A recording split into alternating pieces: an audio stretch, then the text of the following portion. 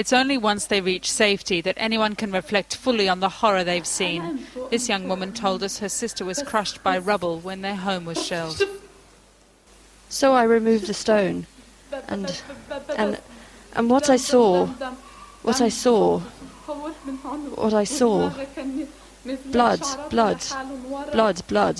blood was coming out, and the inside of her head was showing, and her hair was still there at the back. Blood. I couldn't see her nose, her eyes, her mouth. And then the burden of her grief becomes too much.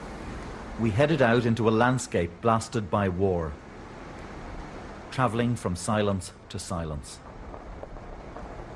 Coming against us, lines of refugees fleeing the violence. Abandoned farm animals wandered the roads as we passed through deserted villages. And then the sound of shelling from nearby.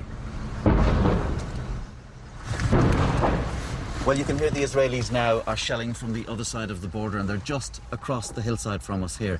It's very hard to guess exactly what they're aiming at, but all we know is we can hear the bangs, quite a few of them now, and the shelling is heading in this direction. By phone, we heard from the Israeli military that Hezbollah had staged an attack. The shelling was their response. Eventually, we reached the village of Ramesh. People came surging up to tell us of what was happening to them. Kill men, women, children, everything. From this village coming, look the fire there, from my village. This old man gestured to us for food and water.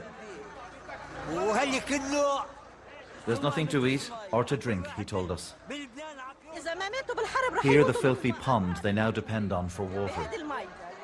And then, in a dark basement of the Church of St. George, we found people in a pitiful state. This old woman is paralysed from the waist down. They are paying the price for a war in which Israel has wreaked massive retribution for the violence started by Hezbollah. Here they showed us a bottle of the pond water they have to drink. This is one of the terrible places that war creates. Now, you look around here at the conditions these people are living in, with the international community, in their view, doing absolutely nothing. And they ask themselves, and they ask the world the question, what have they done to anybody to deserve what's happening to them? Then we prepared to head back towards Tyre, a long convoy of refugees and media. We had told the Israelis that morning we would be passing this way, but they made it clear they couldn't offer a guarantee of safety in what is a war zone. They've just landed the shell right beside us. As we raced away, another shell came in.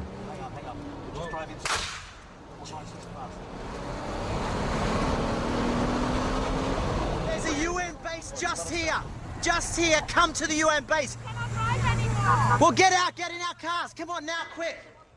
My cameraman urged the wounded journalists and some refugees travelling with us to move. Fergal, get this guy get some stuff on him now. Okay.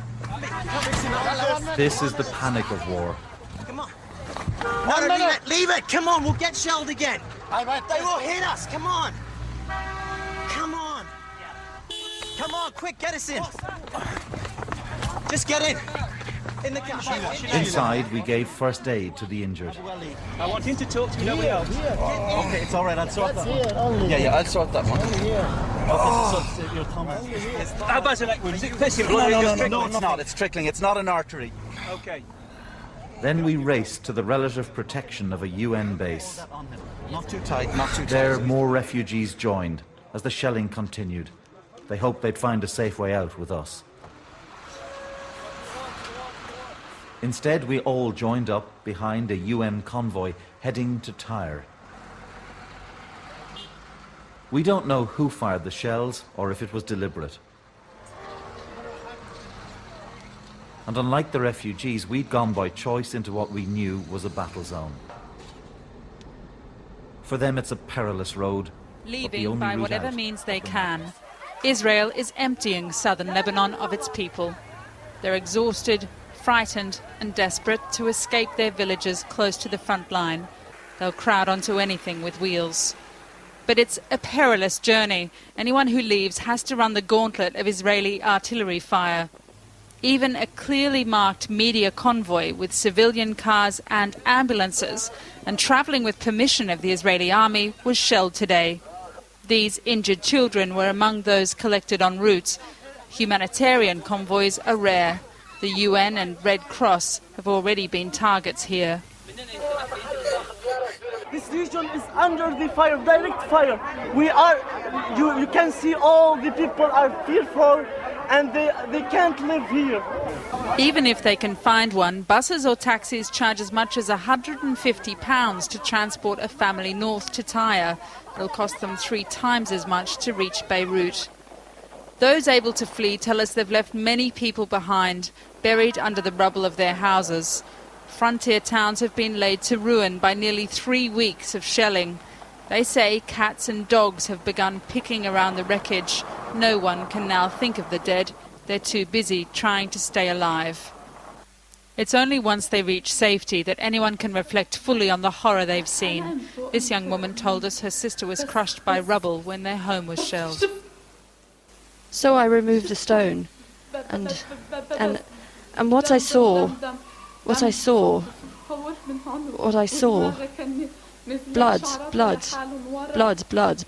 blood was coming out, and the inside of her head was showing, and her hair was still there at the back. Blood. I couldn't see her nose, her eyes, her mouth. And then the burden of her grief becomes too much. Everyone who reaches Tyre tells a story of grief and deprivation. Rania and her 4 children hold American passports, but they're unable to leave. A US-sponsored ship has now failed to dock for 2 days because of shelling near the town. She told me what happened at her house on the border. I put my kids inside the car, and then right the minute that we were going to go out, they started shooting at us. And this guy got his car. He was like very, very, very bad injured. His car blew up. So we got scared and we came back inside the house. We were trying to leave. Okay, they told us to leave. The minute we wanted to leave, when we started leaving, they started hitting us with the bombs. They're killing innocent people. It's not our fault. We didn't do anything, but they don't listen to anyone. They're not giving us a chance to do anything. They're warning us. Yeah. We went to see the mayor of Tyre to ask how he was managing the damage done to his people and their villages. We talked about the meeting between Tony Blair and George Bush, and he had this message for Mr. Blair. I call on Tony Blair to truly see what's happening here and to activate his conscience and not to follow George Bush. Be a man and stand on your own 2 feet.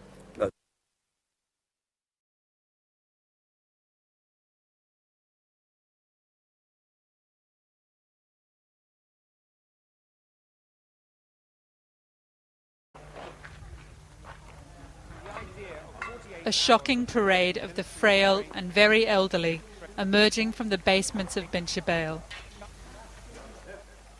Many have spent nearly 3 weeks hiding underground as the centre of their town became the front line for fighting between Hezbollah units and Israel's tanks and warplanes. This was the first day the guns had fallen silent and the first opportunity for those trapped to escape. We've been 20 days underground. We haven't seen the sun until now. I can barely see because the sun is so bright. 20 days, I haven't seen the sun. They've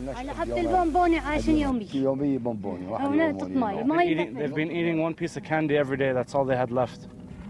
And where are they going now? Where are you going now?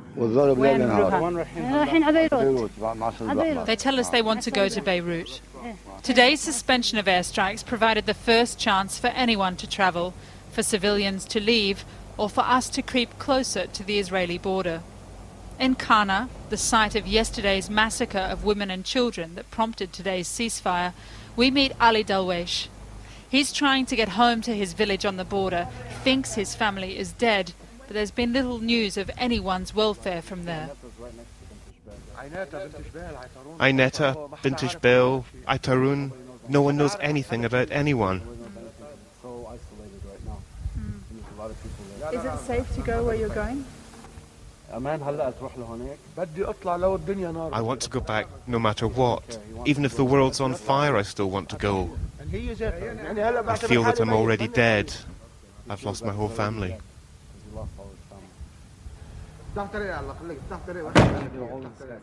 None of these journeys is straightforward.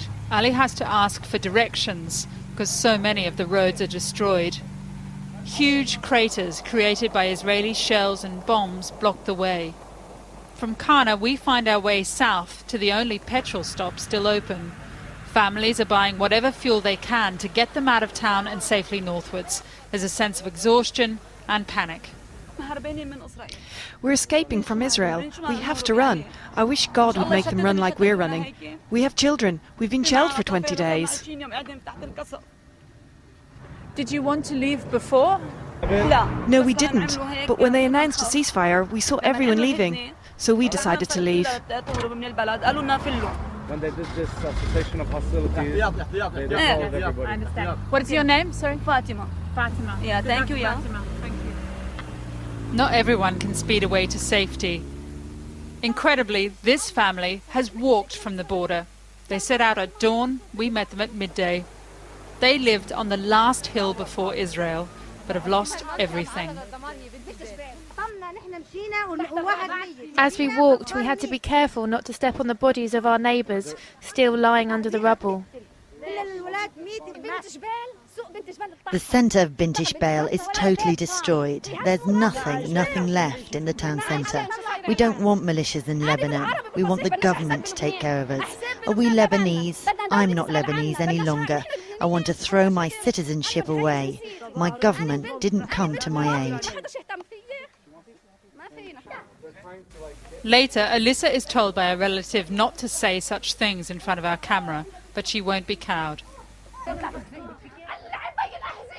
God damn the militias and God damn the armies. Our country should take care of us. Did your government care for you? Did your government look out for you? There is no government.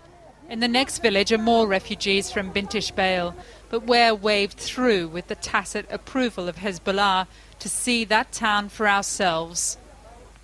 There's not much left of its hospital, but there are no patients either. Those who make it here are quickly sent north to other clinics. We used to get 20 injured persons at once, and we used to do surgery and take care of them. Some of them were discharged home, some of them were transferred. But I mean, our policy was not to keep the patient very long because I mean, we don't know what's going to come. And finally, the eerie last miles into this destroyed place. On the outskirts, some buildings have been hit and flattened, but when you reach the town itself, it takes your breath away.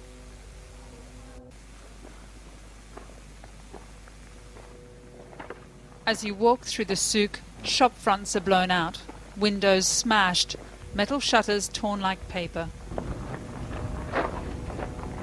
One by one, people emerge from the wreckage to meet us, dusty, thirsty, hungry and frightened.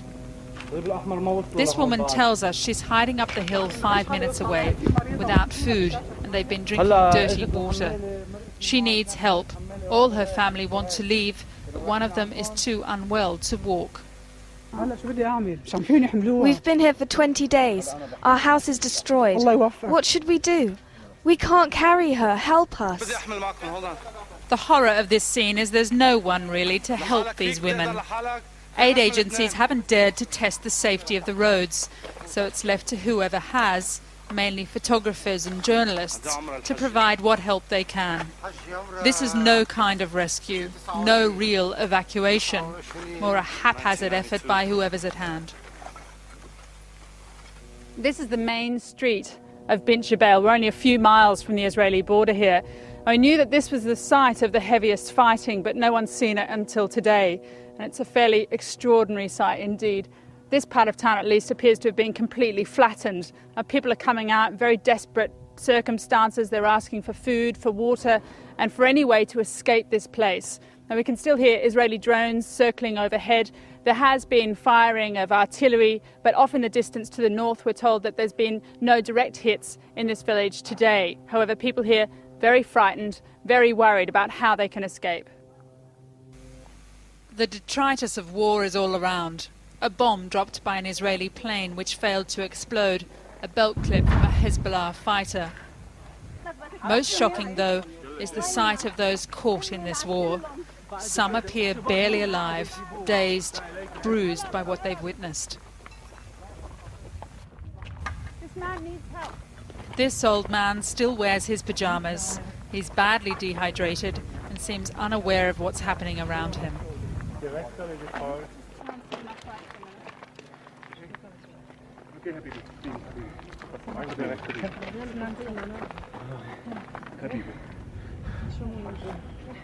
Take the shrub. Don't give it too much. Little bit. Jeroen, how far have you come? Oh. How far? 100 meters? Tell him that he's still. Is it? Can we ask him if there's anyone else down where حاج بعد في حدا مطرح ما جابوك؟ بعد في حدا هونيك؟ مين؟ اختك السيستر اختك بس اختك بعدها طيبة؟ بعدها طيبة. She's still alive. Yeah, she's coming. From what we witnessed in Bint Jbeil, it's clear there are people still trapped in the town, in their basements and in the wreckage of their houses. There's been no proper evacuation. Most are old and infirm. Those who are lucky enough to be found are loaded into an ambulance to be taken to Tibnin. This one's already full. Ya Allah. Yesterday in Kana it was the children. Today in Bint Jbeil, the elderly. This war may not be over yet, but the damage already done to innocent people's lives is beyond belief.